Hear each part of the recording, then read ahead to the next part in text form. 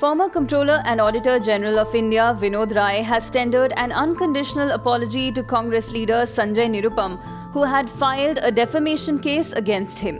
The ex-CAG was slapped with the defamation charge for his remarks in 2014 that the latter had asked him to drop former Prime Minister Manmohan Singh's name from 2G Spectrum report. Rai tendered the apology in an affidavit in which he stated that the comments he had made against Nirupam are factually incorrect. The court has now disposed of the case following the apology.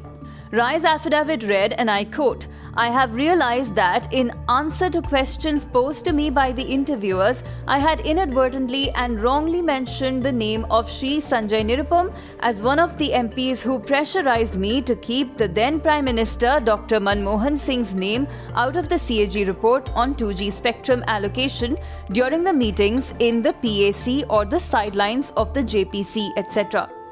I understand the pain and agony my statements have caused to Sanjay Nirupam, his family and well-wishers, and thus would like to offer my unconditional apology for the hurt caused by such statements."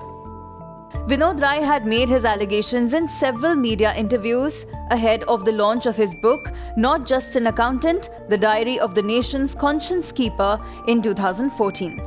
Former MP Sanjay Nirupam on Thursday tweeted, "Finally, former CAG Vinod Rai tendered an unconditional apology to me in a defamation case filed by me in MM Court, Patiala House, New Delhi today. He must apologize to the nation now for all his forged reports around 2G and coal block allocations done by the UPA government." In a press conference held by the Congress today, its leader Pawan Khera said, "Apology exposes the veil on massive conspiracy to discredit UPA government and derail country's economy. This is time to undo the wrong done to the Manmohan Singh government, Congress and on the country."